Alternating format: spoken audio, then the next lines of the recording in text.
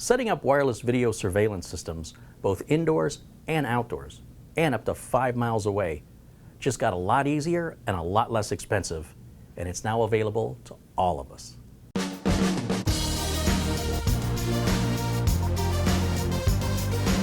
Welcome to DIY Garage. In this episode, we're talking with Brian Slayman from Engenius. Hey Brian, welcome back. Thank you very much. What have you brought for us today? I brought you two point-to-point devices. They're called the EnStationAC. It basically allows you to create a wireless pipeline from one point to a secondary point. I know we've talked about the concepts of transmitting your internet service and even your LAN from one building to another building.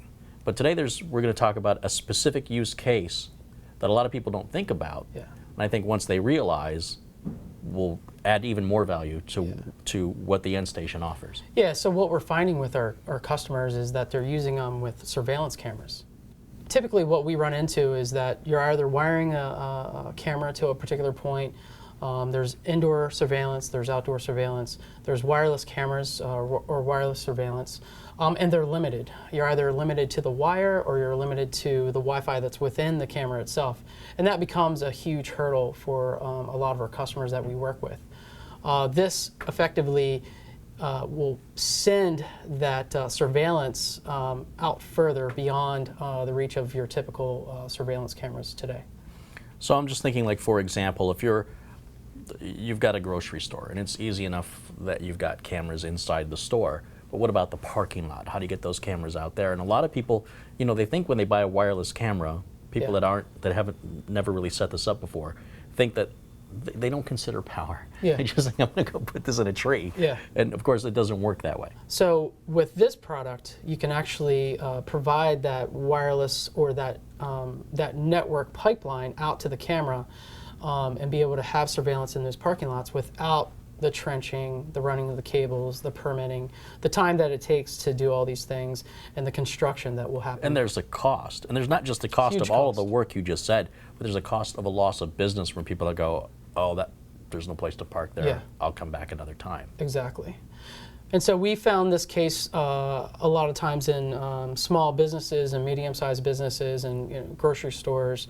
But this also applies to the residential space, where we have customers that they have surveillance within their home, but now they're trying to get that surveillance on their property and remote areas of the property. And so if they have power in these individual areas, so say it's a detached garage and they have power, they can simply use these devices to be able to provide that connection wirelessly from that resident to, or the home to that detached building, like a garage, for example. Well, I think people with large properties, what comes to mind immediately is a farm. Yeah. There's a farm across from where I live, and people drive across it all the time. They're not supposed to. It's private property. And sometimes the farmer chases after them, and sometimes they get away with it. Yeah. So with a surveillance system, they can be watching constantly this a large area, or a barn or something that doesn't have a lot of traffic. That any traffic does happen, they would be aware of it. That's right. So what we like to say is surveillance everywhere. It allows you to be able to remotely provide surveillance in a lot of different scenarios, and farms are one example where they actually do monitor the activity that's happening in the barn. So that is one scenario. Or if they're in a gated community and they want to provide surveillance at the gate, for example. I worked with one gentleman that it was going to cost them a large amount of money, $5,000 to $7,000, to be able to run cable out to the gate and be able to provide surveillance at the gate. Well, now they can do that very effectively and very inexpensively with these two devices. Okay, so let's say, for example, I've got a little convenience store and I've got my parking lot. How would I connect my cameras, and how many cameras can I connect up, and what are the resolutions of those cameras? What's all that information? How would I do it? So you ask a lot of questions, a lot of good questions. So it's actually very, very simple. You would basically connect the primary unit to a router. It could be a switch, it could be a router, into the network itself, to the primary network. In your example, the convenience store's network. That device would then be mounted outdoors. Now you might ask, how do you get that device outdoors? You would actually use a PoE injector, and these devices come with pretty much everything minus the cabling, but it comes with a PoE injector. The PoE injector, what it does is it provides power and data to the actual unit itself. So from one port, I can connect that into the network of the convenience store, for example, and now it's got access to the network itself. The secondary port, which is the PoE port, that port can be connected through Ethernet cable up to 328 feet away to this device, which could be mounted on top of a roof, for example. So now you have this device connected to the network. And power through one cable. Yep, that's right. Okay. So you're only running one cable. So there's a lot of cost savings in running the one cable. You don't have to have power on top of the roof now because you're doing it all with this one device. So it makes it very easy for the installer, for the store owner to be able to do that. Then you get to this device. This device is called the EnStationAC. This device can actually be mounted outdoors. It's IP55 rated, so it's weatherproof, waterproof. This device can be in a lot of different outdoor environments. We've installed anywhere from South America all the way up to Canada. You'll notice on this device, the round shape, it's basically the device itself. It also has an antenna built inside of that device, and it's a directional antenna. So you actually can point the radio frequencies in one direction. So you're pointing the radio in a direction. So this is going to go on the roof. That's going to go on the roof. And we're going to take another one. Yep. That's going to go somewhere. That's going to go either where you want the surveillance camera to be at that point. That device would be mounted on top of a light pole, on a corner of a building, on a pole, on a gate, for example. So would I need one of these for every camera I've got? You could actually do it a couple different ways. So you could use this device as one-to-one. So what I mean by that is you're operating from one device to one device, and on the other end you have one camera. So that's that scenario where you want multiple cameras in your application. Well, actually, the cameras need power anyway, don't they? That's right, exactly. So on a single surveillance kind of setup, meaning you have this device that's connected to your network, you have this device that's remote on a light pole, for example, and you only want one camera. The really cool thing about this particular device is you have two ports on the bottom. They're gigabit ports, Ethernet ports. The primary port is basically taking power and data from the PoE injector 320 feet away. It's connected to this device. Now it's powered up, it's functioning, it's ready to go.